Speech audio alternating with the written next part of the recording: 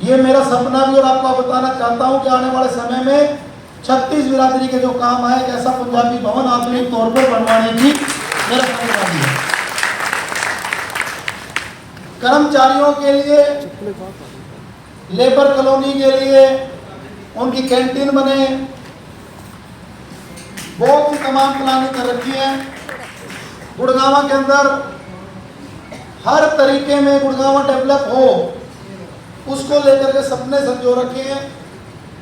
अब ये गुरुग्राम को आप एक अलग नजर से देखेंगे। अब ये महानगर बन गया है।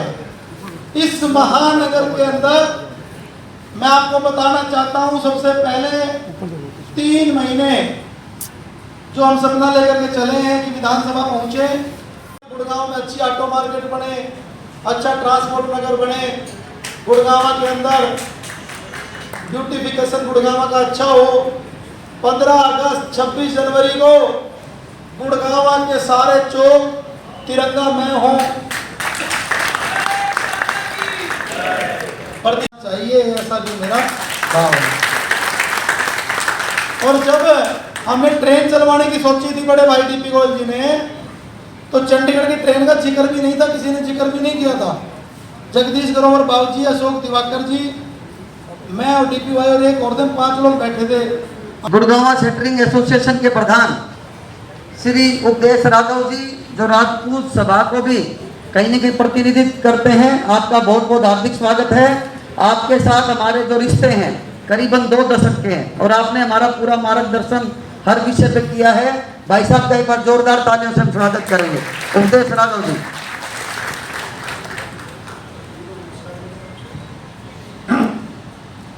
बुजुर्गों, नौजवान साथियों, मेरे भाइयों, मैं नवीन भाई से एक ही बात कहता हूँ। नवीन भाई, टिकट सरकार नहीं देती, टिकट पब्लिक देती है। अगर पब्लिक में दम है तो सरकार अपने आप तुम्हारे पास आ जाएगी, अगर टिकट मांगने से नहीं मिलती। मैं आपको कहावत बताता हूँ। 87 में राव धर्मपाल जी इलेक्शन लड़े थे, आगे पोसवाल गृह मंत्री लड़ रहा था, कोई लड़ने को तैयार नहीं था। राव धर्मपाल जी निर्दलीय इलेक्शन लड़े थे उस टाइम, और पोसवाल को इतनी पूरी वोटों से हराया था, पब्लिक ने साथ दिया। तो ये पब्लिक तेरे साथ है, तू डरने की जरूरत नहीं है। तो डंके की चोट पे आगे रहता है, और तभी हमारी भी हिम्मत है कि हम इसका साथ देते हैं। तो हमारी इसी कड़ी में federation of senior citizen forum, सभी सीनियर सिटीजन की एक संयुक्त हमारी सभा है, उसके प्रधान, नवनियुक्त प्रधान कर्नल RK शर्मा जी, आपका बहुत बहुत स्वागत है। आपने अपने जीवन में आर्मी में भी सेवा करी, अब समाज सेवा में आप आगे आ रहे हैं, आपका स्वागत। सबको इतनी तरीके से किया जाता है, तो मेरे को कहने में कोई हुज्जत नहीं कि आप लोगों का भी जो काम है हमारे फौजियों की तरह से बिल्कुल तन्मयता से डट के करते हो, ढंग से करते हो, मजे से करते हो और मजेदार करते हो। और हमारी शुभकामनाएं, जैसे भाई ने कहा, मेरा भी यही मानना है 99.9% तो अगर ऊपर वालों को समझ है तो नवीन को टिकट मिलेगी। अगर कोई 0.1% रह जाता है तो जैसे पब्लिक है, ये आपकी टिकट है, आप टिकट मिले या ना मिले, आप जीते बैठे हो, हमारा आशीर्वाद आपके साथ। Thank you so much. की सबकी निगाहें, ये गुड़गांव के बाशिंदे हैं, इनकी सबकी निगाहें आप पर इसलिए टिकी हुई हैं कि जिस सुख के कारण आज तक ये पिछड़े रहे, काम नहीं कर सके, वो पिछले 5 साल से यहाँ पर कार्य कर रहे हैं। इनकी 101% या 200% यहाँ की जो सीट है उसकी दावेदारी बनती है। और मैं बिल्कुल नहीं जानता इन दोनों भाइयों को, और आज मैं एहसास कर रहा हूँ कि जब भी कोई किसी से बात करता है उसको समय देना चाहिए, मिलना चाहिए। और आज 5 सालों में नहीं होता गया, मैं हर जगह ही समझता हूँ। आदरणीय अध्यक्ष महोदय जी, 36 बिरादरी की सरदारी आप सबको नमन। आदरणीय डीपी भाई नवीन गोयल जी,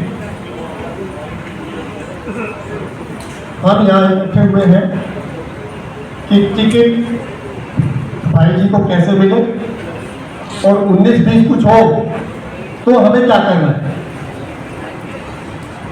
हम इनके साथ क्यों हैं, हम इनके साथ इसलिए हैं कि यहाँ जितने हम लोग बैठे हैं इन सब के लिए इन्होंने कुछ ना कुछ किया है। शायद एक आदमी ऐसा यहाँ नहीं होगा जिनके लिए इन्होंने कुछ नहीं किया। और बड़ी बात यह है कि जब हम इनके सामने अपनी कोई समस्या रखते हैं वो छोटी पड़ जाती है। ये अपनी तरफ से इनिशिएटिव ऐसा लेते हैं कि हमारी सोच से बाहर चला जाता हूं।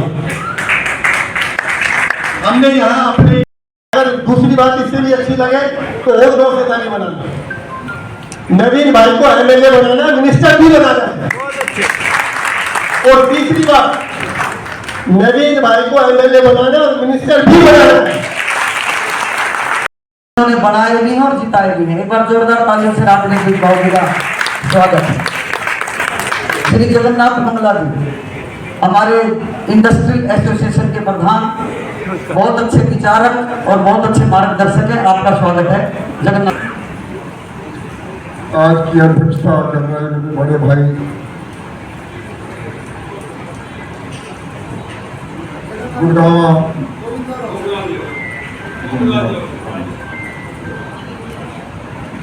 गुड़गांव विधानसभा के प्रत्याशी भाई नवीन गोयल जी, उनके बड़े भाई डीपी गोयल जी, छत्तीस बिरादरी की सरदारी, मेरे बुजुर्गों, मेरी बहनें और पत्रकार बंधु, सुझाव मांगे आगे चुनाव कैसे करनी है, कैसी प्लानिंग करनी है। मुझे पूरी पार्टी टिकट दे दी है, चुनाव लड़ने हैं और शहर की सेवा करनी, शहर की सेवा तो सभी ने अपने सुझाव दिए, सभी ने अपना एक मत से आशीर्वाद दिया है और ये आशीर्वाद है सबसे बड़ी ताकत है। और इस आशीर्वाद के ऐसे मुझे आभास हो रहा है कि गुड़गांव जीतेगा, नवीन गुड़गांव बनेगा। ऐसी देखिए वो हमारे आदरणीय हैं, जरूरत नहीं होती है, एक शिष्टाचार भेंट की बात होती है। और हमारे समाज के कुछ लोगों ने प्लानिंग कर ली वैसे कि मिलने चले कि अपनी बात को रखें कि 36 बिरादरी की डिमांड नवीन गोयल है, ये बात रखने के लिए उनके पास जा रहे हैं। कई आदमी लोग कहते हैं कि समाज को टिकट दे दो, इसको दे दो। इस बैठक का मुख्य उद्देश्य ये है कि 36 बिरादरी का सामाजिक पंचायती उम्मीदवार को टिकट मिले। सर आपने भी साजिश ये चीज़ें तो पुरानी चली आ रही हैं, या बड़े हाईकमान के लोग बताएंगे, इतना विषय तो मैं नहीं जानता। मैंने तो बहुत से गाँव ऐसे देखे हैं जिस बिरादरी के सिर्फ 3 घर थे वो 8-8 हज़ार वोट के गाँव के सरपंच भी गए। बात योग्यता की भी होनी चाहिए। जातीय समीकरण के हिसाब से भी मैं गुड़गांव में सही बैठता हूँ। बाबूजी सीताराम सिंगला जी एमएलए गुड़गांव से रहे, श्री उमेश अग्रवाल जी रहे, श्री सुधीर सिंगला जी रहे, उस हिसाब से भी ठीक है। और देखिए बात काम करने की है। हमने 5 साल में सरकार की मदद से, जनता के आशीर्वाद से काम करके दिखाए हैं। आप लोग मीडिया से लोग हैं, लेकिन आपका भी वोट गुड़गांव के अंदर है। अगर आप किसी से कोई व्यक्तिगत आपका अलग जुड़ा हो तो पता नहीं, अगर आप अपने भी दिल पर हाथ रख करके देखेंगे तो आपके वोट का हकदार भी मैं जरूर मिलूँगा, ऐसा मेरा मन गवाही दे रहा है। मैंने ये नहीं कहा कि मेरे खिलाफ साजिश है, मैं कहता हूँ राजनीति में लोग साजिशें भी करते हैं, लोग पता ना अलग अलग प्लानिंग भी करते हैं। मैं तो अपने काम करने में मस्त हूँ और कोई कितनी साजिश कर ले, हम तो बहुत आगे बढ़ भी रहे हैं, काम साथ कर भी रहे हैं और गुड़गांव के लिए जीवन समर्पित है। मैक्सिमम लोग ब्राह्मण समाज के थे, आज उनका आशीर्वाद लेकर के, क्योंकि गुरुओं का आशीर्वाद लेना जरूरी है, हम आगे बढ़े हैं। कुछ लोग कोई भी स्टेटमेंट देते हैं जाति विशेष के लिए कि ऐसा होगा, ऐसा नहीं है। हर आदमी आज की तारीख में घर में भी 5 मेंबर हो ना, वो 5 मेंबर पुराना जमाना चला गया कि एक ही बड़ा बुड्ढा कह देगा तो सारा परिवार वोट दे देगा। आज की तारीख में तो युवा खासकर ये देखते हैं किससे कनेक्टिविटी है, कौन हमारी आवाज़ सुनता है, कौन जनता के बीच में अवेलेबल है, कौन 36 बिरादरी को साथ ले चल सकता है, कौन विकास कर सकता है, सारे विषयों पर सोच करके आदमी वोट देता है। आदमी खून दे सकता है, लेकिन ये वोट का जो उंगली है ना, ये जब आत्मा से कनेक्शन होता है तभी दिखती है।